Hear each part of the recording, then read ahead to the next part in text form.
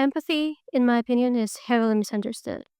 People perceive it as an equivalent of kindness, while it is actually, per Oxford Dictionary, the ability to understand and share the feelings of another. Understand is the main part here, at least for what I will be talking about today. When you understand someone's feelings, and I don't want to sound creepy, you have a certain power over them. In a way, empathy is analytical. You look at the person and the situation you both are in at the moment, and you estimate what is the emotion behind their behavior. Empathy is important. It is a way to connect to people. But apart from that, I think empathy can be two things. First one is a tool that can upgrade your life significantly. And the second thing it can be is a weapon against the people who are not good to you, who you don't like, but you can't just remove them from your life. So let's talk about empathy as a tool. As I said, people perceive it as an equivalent of kindness. This is exactly why it's so hard to show empathy to annoying people or people you just don't like. Throughout my life, I've learned that the ability to empathize with people who are unlikable, impudent, or annoying is the ability that can give you so much peace of mind. I used to get annoyed and offended and all worked up really easily before I obtained the skill. And that's because I would take everything personally. But now with the skill, I can separate myself and the other person in the situation and perceive them as separate things. Let's say a barista mansplains my order to me. This thing is infuriating. I get so worked up and I want to show him show him that I know what a macchiato is. But this is such a waste of energy. And when I learned to apply empathy in such situations, it's like I took a step back and saw the full picture. And it gave me a way to see not only what the person does, but why he does it. And it's not to humiliate me or make me angry, although sometimes it kind of is. It is to feel superior or to feel smart. And happy people don't do that.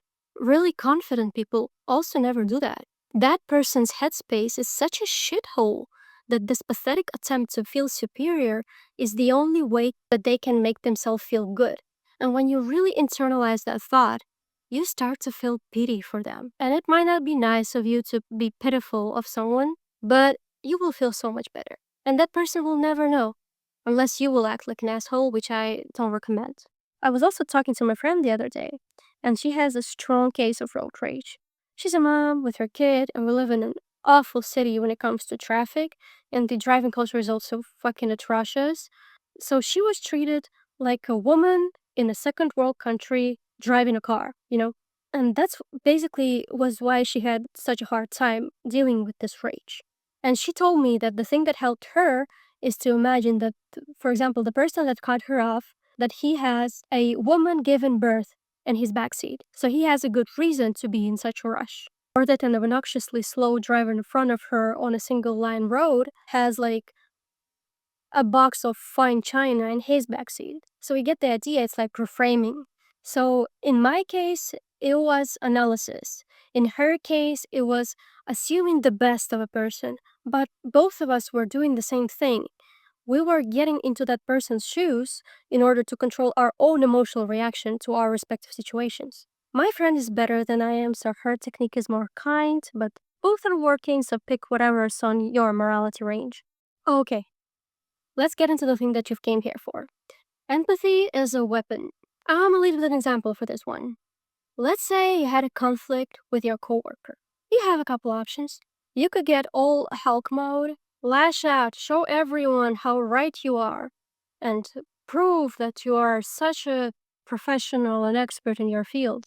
Or, if you're more concerned about your place in the company, you could suck it up and then walk around all salty, talking to the person like nothing ever happened, feeling like they've won, and that will all drag out for possibly weeks. And then you will feel angry every time you remember about it. Or you could, in the moment, take a second to think about their motives. You will get two things out of that. First is the step back, as we talked about earlier. Your nervous system will have time to calm down a little bit before reacting, and you will get out of your tunnel vision state and see the whole picture. And second is the information that you gain about that person. So I want to share how it went for me one time when I was in a more toxic working environment. Me and that other person got really activated, and I looked at the situation from their point of view. And I really genuinely tried to understand what made them angry. Was it something I did or something I said? And I came to the conclusion that that person had some sort of insecurity or trigger about feeling smart. And the way that I used that was I apologized to them and I did it as genuinely as I could. I came out pretty sincere because obviously it was never my intention to make them angry, it just happened.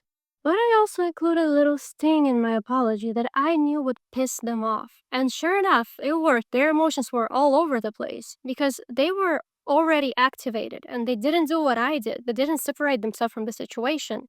They still had this tunnel vision that made them more reactive. And then they ended up making themselves look like a crazy person in front of our manager. So when the manager was reviewing the situation, she didn't see anything wrong from my side, especially comparing to that person's reaction. Because from the manager's point of view, I was kind and calm and respectful. And then again, it was because the manager also didn't do what I did. They didn't get into that person's shoes to understand that my apology would be like water on oil for them. Of course, it is kind of an asshole move. I would never do that to my friends or my partner or my family. But there are situations where it's either that or you feel shitty for weeks or you like quit your job that you actually like apart from that one situation with that one singular person. I'm usually all about just separating yourself from toxicity. But if you can't do that, you need to fight back.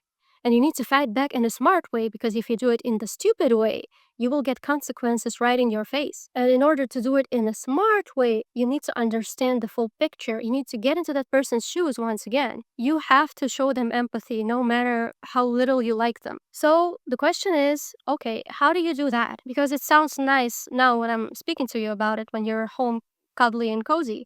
But when the situation actually arrives, it's really hard to control yourself and to stop yourself before reacting, especially to show this kind of a positive energy that empathy is to the person that is pissing you off in the moment. The first thing that you need to understand is that empathy is a skill.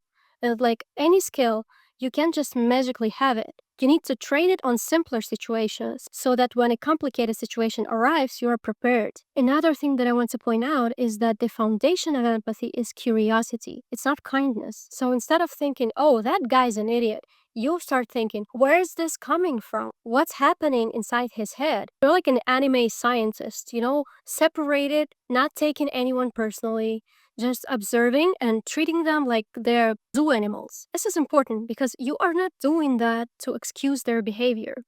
You are doing that to understand and to be able to use the information that you gain from this observation.